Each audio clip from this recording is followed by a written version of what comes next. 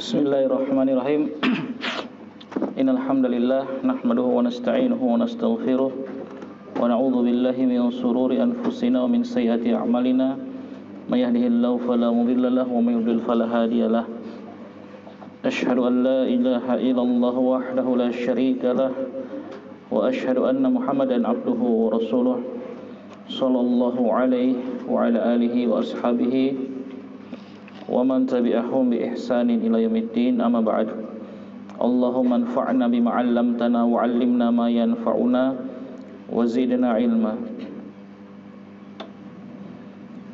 Ibu-ibu yang dirahmati Allah Subhanahu wa taala, alhamdulillah kita bersyukur kepada Allah Subhanahu wa taala yang kembali memberikan hidayah taufik kepada kita sehingga kita bisa kembali berkumpul di tempat ini dalam rangka kita bertafaqquh fid din, mempelajari agama Allah Subhanahu wa taala, mempelajari agama Islam yang mana mempelajari agama ini atau menuntut ilmu syar'i itu adalah kewajiban kita semua bagi seluruh kaum muslimin dan muslimat. Sebagaimana Nabi SAW pernah bersabda, "Talabul ilmi faridatun ala kulli muslim." Menuntut ilmu itu wajib bagi seluruh kaum muslim dan muslimat, tentunya juga tercakup dalam hadis ini. Maka berkumpulnya kita di sini insyaallah dalam rangka untuk menunaikan kewajiban ini. Dan semoga dengan diberikannya kita hidayah oleh Allah Subhanahu wa taala untuk mau belajar agama, insyaallah ini menunjukkan bahwasanya Allah menginginkan kebaikan bagi kita semua. Karena Nabi SAW pernah bersabda, "May yuridillahu bihi khairan yufaqihu fid din." Barang siapa yang Allah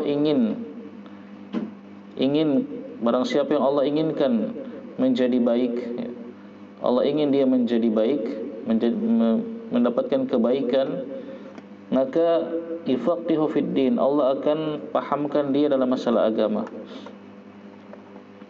Jadi jika Allah menginginkan kebaikan bagi seseorang, Allah Subhanahu wa taala akan tunjukkan dengan dijadikannya orang tersebut memahami agama. Jadi kebaikan pada diri seseorang itu bukan dengan Allah berikan dia harta. Betapa banyak orang yang justru menjadi rusak karena harta. Allah menginginkan kebaikan bagi seseorang bukan dengan Allah berikan jabatan. Betapa banyak orang yang binasa karena jabatannya. Ya, ketika Allah menginginkan kebaikan bagi seseorang bukan dengan Allah berikan berbagai macam dunia atau popularitas dan yang lainnya. Bukan itu. Tapi Nabi menjelaskan tanda Allah menginginkan seseorang itu menjadi baik adalah Allah fahamkan dia terhadap masalah agama. Jika Allah inginkan dia menjadi baik ibadahnya, Allah fahamkan dia masalah agama yang berkaitan dengan ibadah. Jika Allah menginginkan dia menjadi baik dalam keluarganya, Allah akan fahamkan dia masalah agama yang berkaitan dengan keluarga dan yang lainnya. Intinya segala kebaikan itu ada dalam ilmu agama dan tentunya yang diamalkan, bukan sekedar dipelajari. Dan di antara perkara agama, di antara ilmu agama yang wajib untuk kita pelajari adalah ilmu akidah. Ilmu akidah itu segala sesuatu yang wajib untuk diyakini oleh seluruh kaum muslimin dan muslimat yang berkaitan dengan agama, yang berkaitan dengan syariat, dengan keyakinan yang kuat, yang kokoh tanpa adanya keraguan. Itu akidah. Dan pokok-pokok akidah Islam adalah rukun iman. Ya, jadi inti dari akidah Islam, dari seluruh akidah Islam ini yang begitu banyak, intinya adalah yang terdapat dalam rukun iman. Ya, itulah akidah Islam. Oleh sebab itu, insyaallah mulai hari Ahad ini dan Ahad-ahad yang seterusnya, semoga Allah mudahkan bagi kita semua, kita akan mempelajari secara ringkas tentang rukun iman ini. Ya, sebelum kita nanti belajar tajwid, tahsin, kita akan ambil waktu kurang lebih setengah jam, tidak begitu lama. Kita akan sedikit menjelaskan tentang rukun iman.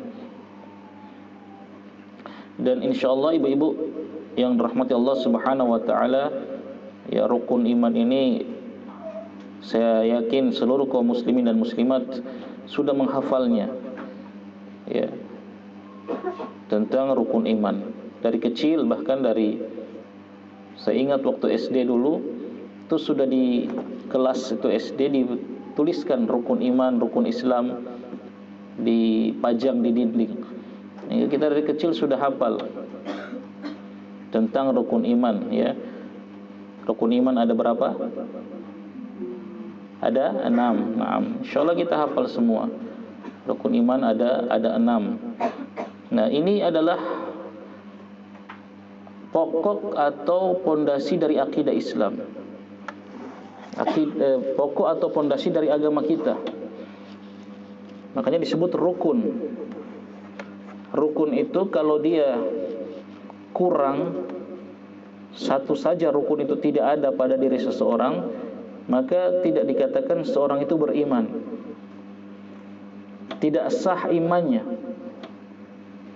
Saya contohkan misalnya, misalnya di solat.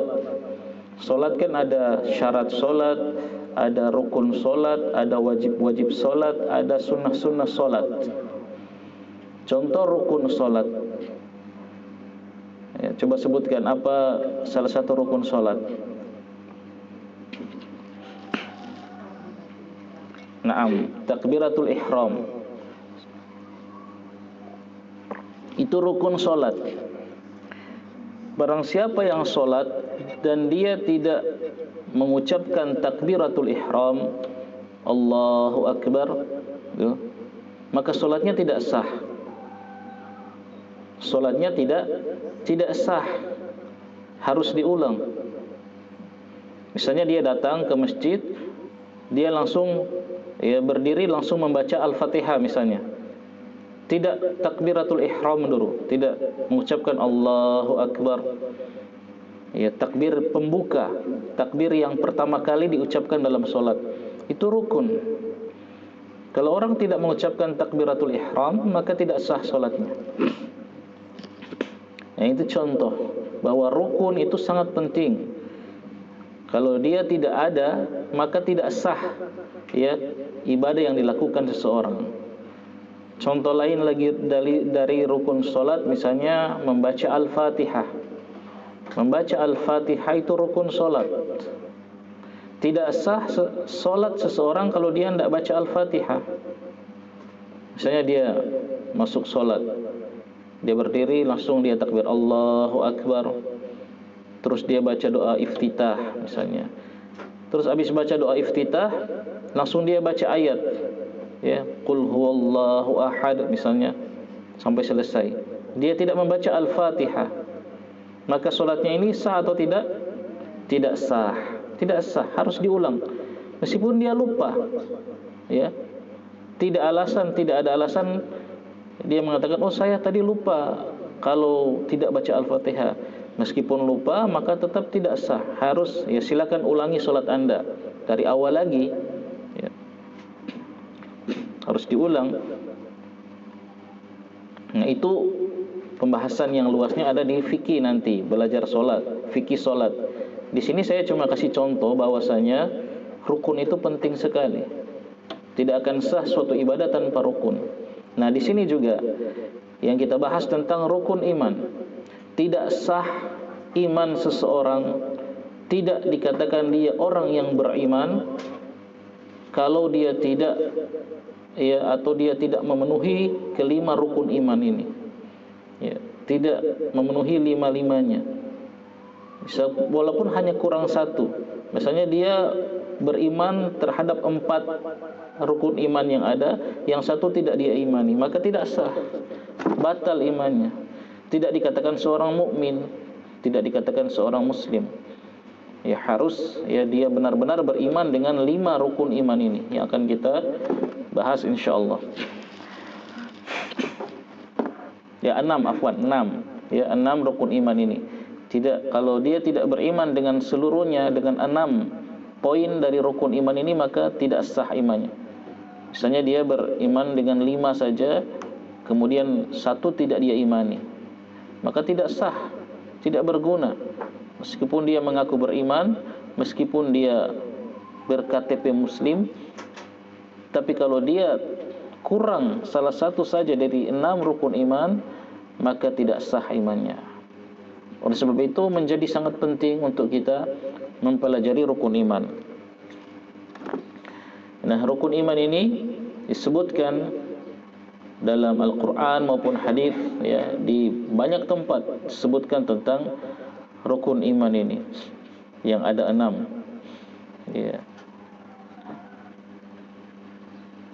Yang pertama apa? Beriman kepada Allah. Kemudian yang kedua, beriman kepada para malaikat. Yang ketiga, beriman kepada kitab-kitab Allah. Yang keempat, beriman kepada para rasul. Yang kelima, beriman kepada hari akhir, hari kiamat. Yang keenam, beriman kepada takdir yang baik maupun yang buruk. Naam, ahsantuna.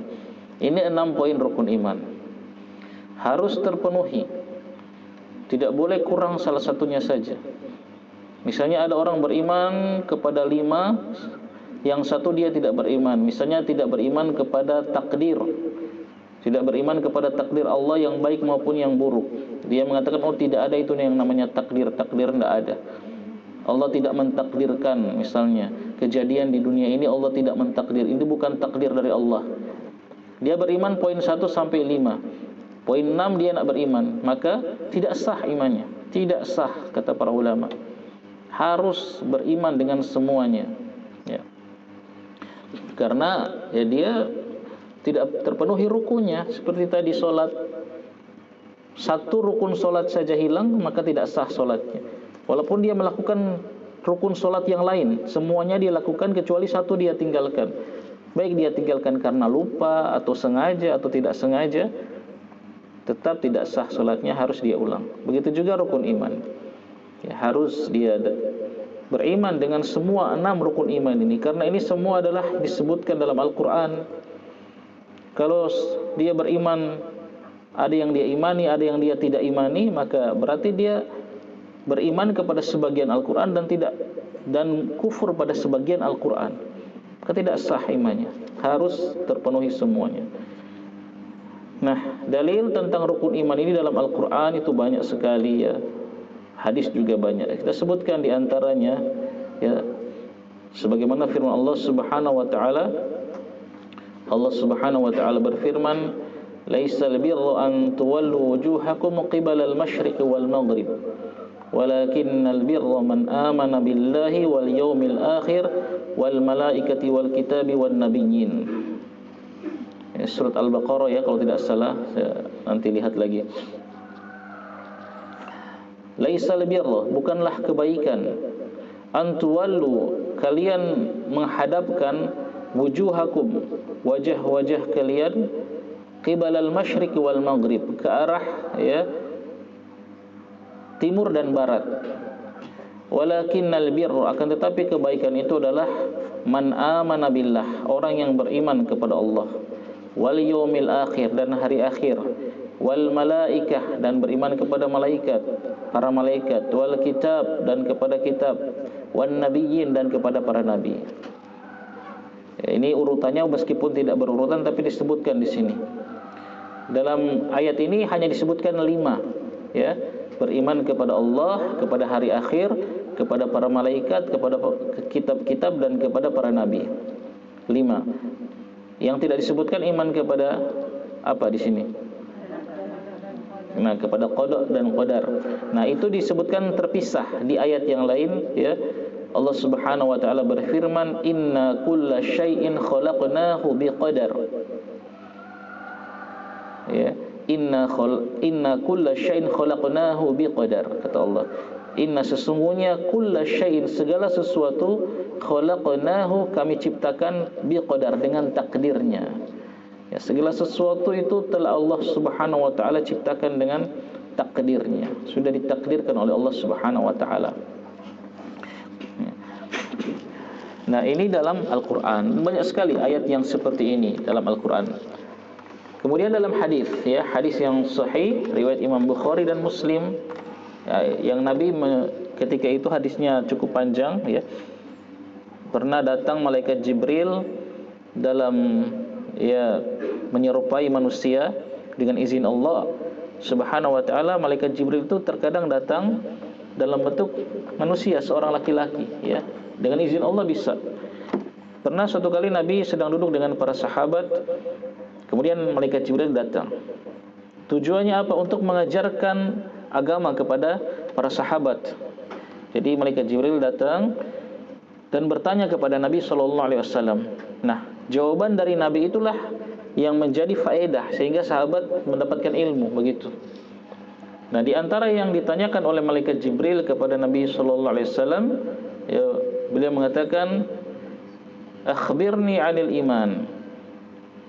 Khabarkan kepadaku atau jelaskan kepadaku tentang iman. Ya. Maka Nabi sallallahu alaihi wasallam menjawab, "Al-imanu an tu'mina billahi wa malaikatihi wa kutubihi wa rusulihi wal yaumil akhir wa tu'minu bil qadari khairihi wa syarrihi." Ya, rawahu, diriwayatkan oleh Imam Muslim. Kata Nabi sallallahu alaihi wasallam, al-iman, iman itu adalah engkau beriman kepada Allah dan kepada para malaikatnya dan kepada kitab-kitabnya dan kepada para rasulnya dan beriman kepada hari akhir dan engkau beriman kepada takdir yang baik maupun yang buruk. Nah, ini lengkap Nabi sebutkan langsung 6 dan sesuai dengan urutan yang kita hafal selama ini, ya. Beriman kepada Allah, kepada malaikat, kepada kitab, kepada rasul, kepada hari akhir dan kepada takdir baik maupun buruk, kepada qada dan qadar. Itu. Beriman kepada takdir yang baik maupun yang buruk, kata Nabi sallallahu alaihi wasallam. Ini disebutkan dalam hadis ini secara lengkap sesuai dengan urutan. Nah, ini dalil tentang rukun iman yang wajib untuk kita meyakininya karena disebutkan dalam Al-Qur'an. Nah, tidak boleh seseorang mengimani sebagian dan tidak mengimani sebagian. Berarti dia mengimani sebagian isi Quran dan tidak mau beriman dengan sebagian isi Quran. Sehingga orang yang seperti ini, ya, dihukumi kufur, ya, tidak boleh. Harus lengkap dia beriman dengan 6-6-nya. Ya, yang tadi yang saya baca, laisal birru an tuwallu wujuhakum qibalal masyriq wal maghrib, itu surat Al-Baqarah ayat 177. Itu. Jadi ingat-ingat, itu dalil rukun iman dalam Al-Qur'an. Al-Baqarah 177. Kemudian inna kulla syai'in khalaqnahu biqadar. Sebentar saya cek dulu nomor ayatnya.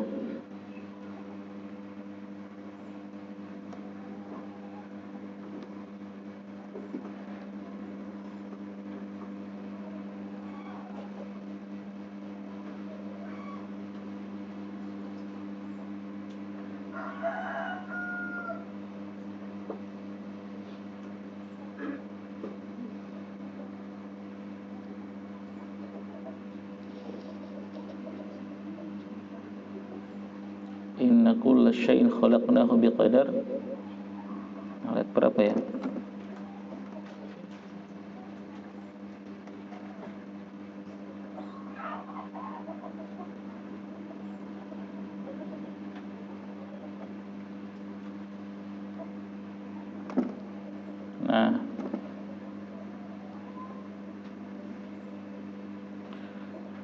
Itu surat Al-Qamar. Surat Al-Qamar di juz 27 dia. Surat Al-Qamar ayat 49. Inna kulla syai'in khalaqnahu biqadar. Usahakan kita catat ini atau kita hafalkan dua ayat ini. Jadi kita tahu kalau ditanya tentang rukun iman yang 6 mana dalilnya, mana sumber hukumnya dalam Al-Qur'an. Tadi pertama yang 5 itu surat Al-Baqarah 107. Kemudian yang tentang takdir dia disendirikan dalam surat Al-Qamar ayat 49. Ayat 49. Ya pendek ayatnya kan, gampang kita hafal. Yang tadi juga gampang, yang surat Al-Baqarah. Itu. Kemudian hadis tadi ya. Hadis itu yang tadi yang saya bacakan, yang tentang malaikat Jibril bertanya kepada Nabi tentang iman, kemudian dijawab oleh Nabi sallallahu alaihi wasallam, itu ada dalam hadis Arba'in ya An-Nawawi, di hadis yang kedua kalau tidak salah. Baik, intinya ini dalil dari Al-Qur'an dan hadis tentang rukun iman. Kemudian ibu-ibu yang dirahmati Allah Subhanahu wa taala, nah, setiap rukun iman ini, masing-masing rukun iman ini itu memiliki poin-poin pokok. Poin-poin pokok yang setiap poin ini pun wajib untuk kita yakini. Jadi kan rukun iman yang pertama misalnya beriman kepada Allah. Itu ada poin-poin, ada butir-butirnya di dalam. Ya kalau mungkin kita dulu belajar tentang Pancasila misalnya kan, dulu di sekolah ada butir-butir Pancasila. Jadi sila 1 ada butir-butirnya. Ya. Sila pertama itu. Misalnya apa? Sila pertama apa? Masih hafal enggak? Ketuhanan yang Maha Esa. Ini tauhid. Nah, di dalam sila pertama ini ada butir-butirnya. Apa saja sih maksud dari ketuhanan yang Maha Esa itu? Ada butir-butirnya. Itu seperti itu ya, contoh.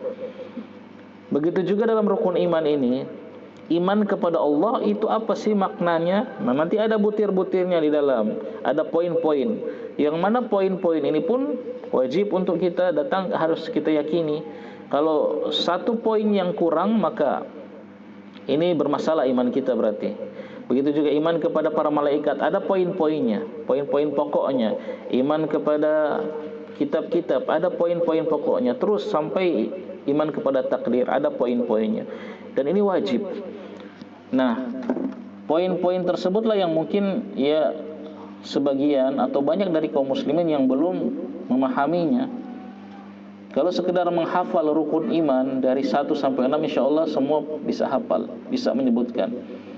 Tapi menyebutkan poin-poin yang ada di dalam rukun iman tersebut, ya, poin-poin yang ada di masing-masing rukun iman itu, itulah yang mungkin belum bisa atau masih kurang dipahami oleh sebagian kaum muslimin. Maka penting kita untuk mengetahui poin-poin tersebut. Nah, di sinilah insyaallah akan kita jelaskan apa saja poin-poin yang terdapat di dalam beriman kepada Allah. Apa-apa saja poin-poin yang terdapat dalam beriman kepada para malaikat dan seterusnya. Baik. Nah, demikian kurang lebih gambarannya akan kita pelajari. Nah, sekarang kita akan masuk langsung saja ya, bisa yang mencatat ya, kalau usahakan. Kemarin kita sampaikan di adab-adab menuntut ilmu, di antara adab menuntut ilmu usahakan mencatat ya, mencatat. Walaupun cuma poin-poin pentingnya saja gitu. Nah, kita masuk yang pertama, al-imanu billahi subhanahu wa ta'ala. Beriman kepada Allah subhanahu wa ta'ala. Ini yang pertama. Rukun iman yang pertama, beriman kepada Allah. Jadi inilah pokok dari rukun iman. Nah, kalau pokok dari akidah Islam ini kan banyak. Perkara-perkara yang harus kita yakini dalam agama Islam ini itu banyak. Tapi pokok dari seluruh akidah tersebut adalah rukun iman. Dan pokok dari rukun iman adalah yang nomor 1 ini. Ini yang paling intinya sekali. Al-imanu billahi subhanahu wa ta'ala, beriman kepada Allah subhanahu wa ta'ala. Nah, beriman kepada Allah subhanahu wa ta'ala ini terdapat 4 poin penting. Beriman kepada Allah subhanahu wa ta'ala terdapat 4 poin penting. Yang 4 poin ini harus ada semua. Kalau kurang satu, maka iman dia kepada Allah tidak sah. Begitu. Nah, apa saja 4 poin tersebut? Yang pertama, poin pertama dari beriman kepada Allah adalah al-imanu biwujudillahi ta'ala, beriman dengan keberadaan Allah subhanahu wa ta'ala. Itu yang pertama, beriman dengan keberadaan Allah subhanahu wa ta'ala. Ini yang nomor 1, ya, beriman dulu bahwa Allah itu ada. Begitu. Beriman bahwa Allah subhanahu wa ta'ala itu ada. Ada, Allah itu ada, bukan tidak ada. Barang siapa yang meyakini atau tidak meyakini adanya Allah, maka tidak sah keimanan dia kepada Allah. Bahkan dia termasuk orang kafir, orang ateis misalnya. Orang-orang ateis yang mereka mengatakan ya tidak ada pencipta, itu tidak ada. Ini poin paling pokok. Bahkan poin ini pun diyakini oleh agama-agama yang lain, ya. Agama-agama non-muslim pun meyakini Allah itu ada. Cuma salah mereka dalam mereka menerapkan keyakinan tersebut, salah. Contohnya Nasara, mereka yakin ada Allah, tapi siapakah Allah? Nah, ini yang bermasalah pada mereka. Mereka menjadikan Allah itu, Tuhan itu 3, ya. Atau mereka mengatakan Tuhan itu ya Isa bin Maryam. Nah, ini yang masalahnya mereka. Tapi kalau sekedar meyakini bahwa Allah itu ada, mereka juga yakin. Jadi jarang sebenarnya orang yang mengingkari adanya Allah itu jarang terjadi. Ya, kalau orang berakal, memiliki akal dan dia mau berpikir menggunakan akalnya, dia pasti akan sampai pada kesimpulan bahwa Allah itu ada. Itu. Jadi adanya Allah itu sebenarnya itu sudah fitrah manusia. Kenapa? Karena kalau kita mau berpikir, ya, orang-orang berakal mau berpikir, dia pasti akan meyakini adanya Allah, ya. Dengan dia melihat apa? Alam semesta ini, ya. Dia mau merenungkan, ini alam semesta sebesar ini, seteratur ini, pasti ada yang menciptakan. Pasti ada yang menciptakan. Tidak mungkin dia terjadi dengan sendirinya. Kalau orang-orang ateis yang dia mengatakan Allah itu tidak ada, bahwa alam semesta ini terjadi dengan sendirinya saja, tidak ada yang menciptakannya, kan begitu inti pemikiran mereka. Alam semesta ini terjadi dengan sendirinya, tidak ada itu yang menciptakan, tidak ada sang pencipta itu, tidak ada. Itu keyakinan mereka. Dulu kita pun pernah dijejali ketika sekolah dengan keyakinan seperti ini, teori-teori tentang alam semesta. Kan banyak orang-orang barat, orang-orang kafir, ateis, ya. Yang ateis, ya, kalau yang Nasrani mereka masih percaya dengan adanya Allah, masih percaya bahwasanya alam semesta ini Allah yang ciptakan. Cuma masalah mereka siapakah Allah, itu yang masalahnya. Mereka mengatakan apa? Al-Masih bin Maryam itulah Allah. Laqad kafara alladziina qalu innallaha huwal masiihu ibnu Maryam. Surat Al-Maidah. Sungguh kafir orang yang telah mengatakan sesungguhnya Allah itu adalah Isa bin Maryam. Nah, tapi mereka meyakini adanya Allah. Seperti itu. Ya, orang-orang ateis ini tidak meyakini adanya pencipta. Mereka membuat teori-teori tentang terjadinya alam semesta itu banyak sekali. Dan kita dulu belajar ketika di sekolah dulu, ya. Maka ini bahaya kalau seorang itu tidak dibekali dengan akidah tidak dibekali dengan rukun iman yang benar, dia bisa murtad. Ya. Ada yang mengatakan ya, teori yang terkenal, kalau yang di antara banyak teori itu yang paling terkenal teorinya siapa? Yang namanya itu Darwin, Charles Darwin. Di antaranya dia mengatakan terciptanya alam semesta ini cuman kebetulan, maksudnya bukan tidak ada yang menciptakan, tidak ada, kebetulan saja, evolusi. Ya, dia mengatakan manusia ini evolusi dari apa? Dari kera, dari monyet. Itu kata dia, Masya Allah. Ya kita katakan silakan kalau Anda seperti itu. Tapi kita orang Islam yang beriman kepada Allah yang menciptakan, kita meyakini manusia Allah ciptakan ya dari Adam. Ya Nabi Adam Allah ciptakan langsung jadi manusia, bukan dari monyet dulu, bukan. Kalau dia enggak, ya ateis, dia mengatakan dia dari monyet baru terus nanti sampai jadi manusia seperti ini. Karena apa? Dasarnya apa? Karena dia meyakini tidak ada pencipta. Itu tidak ada pencipta itu, dan dasarnya dari keyakinan dia seperti itu, akidah dia seperti itu. Kemudian bagaimana dengan alam semesta? Katanya alam semesta ini ada namanya teori Big Bang, begitu.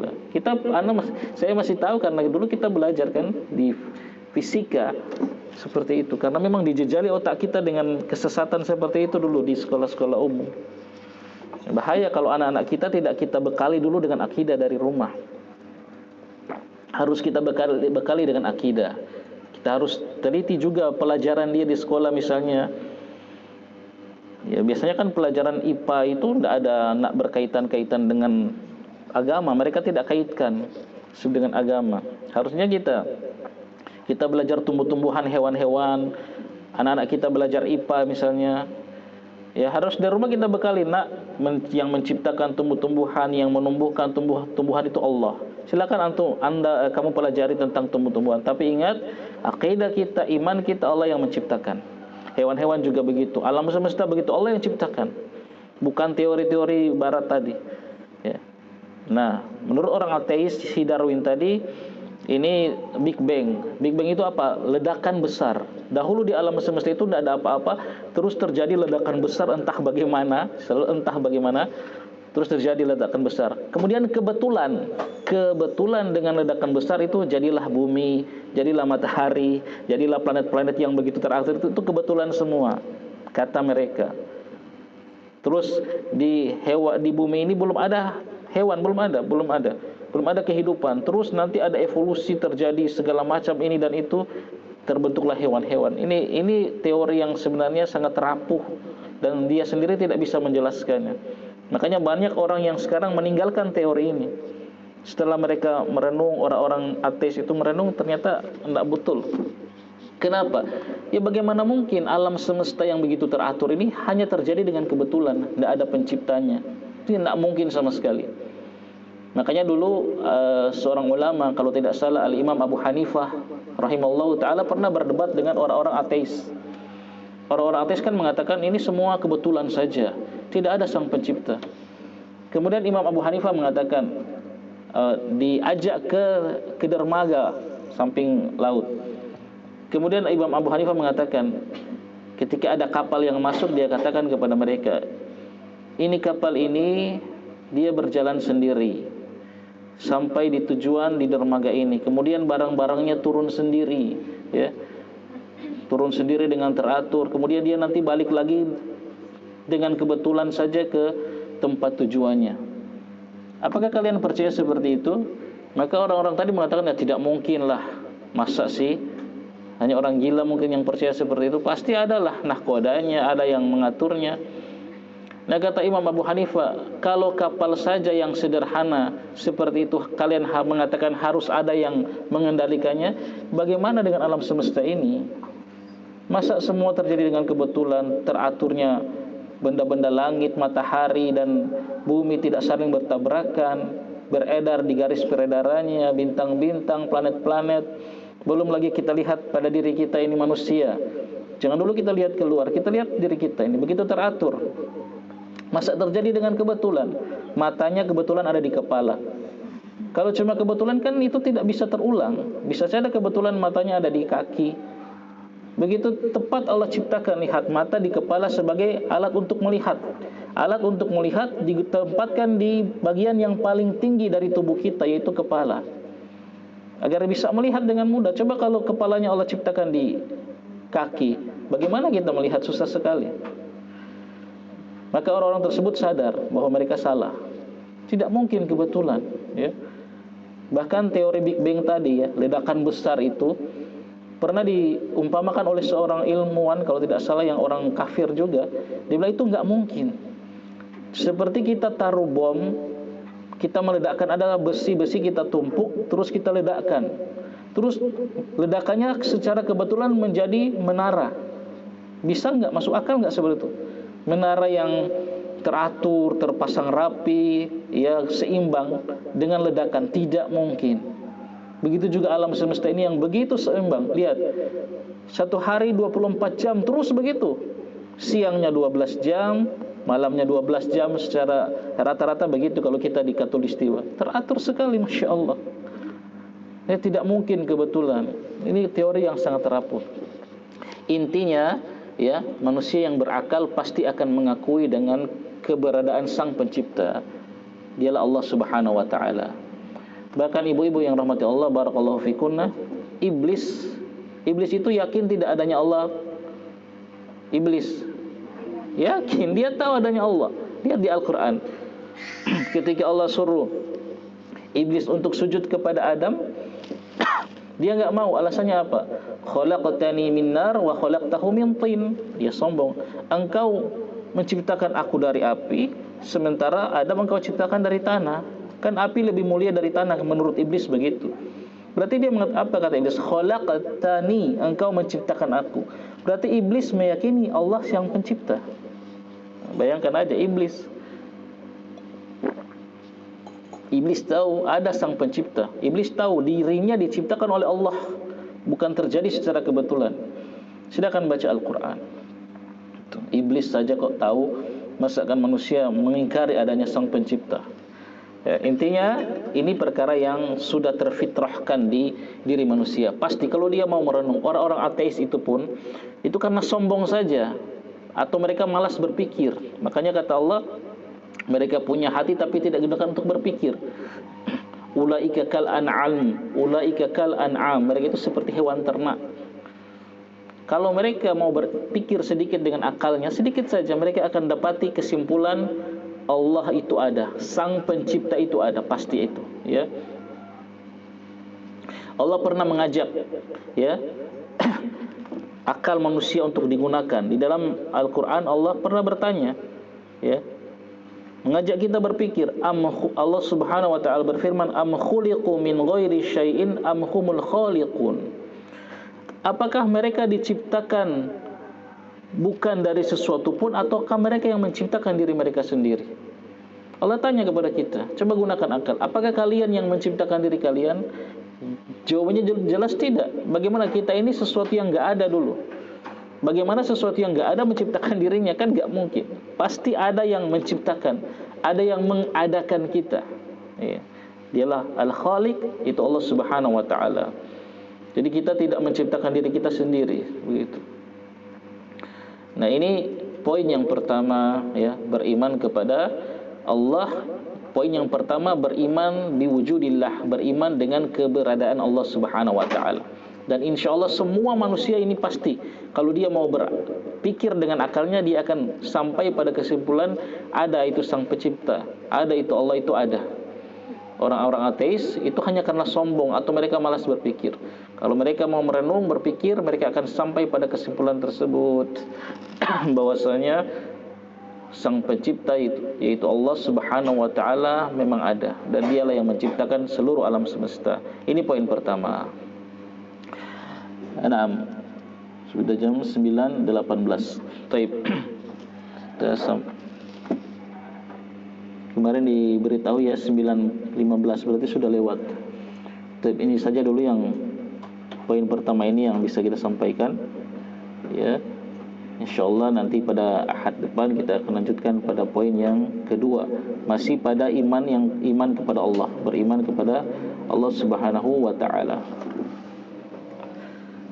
Sebelum kita tutup, apa ada pertanyaan?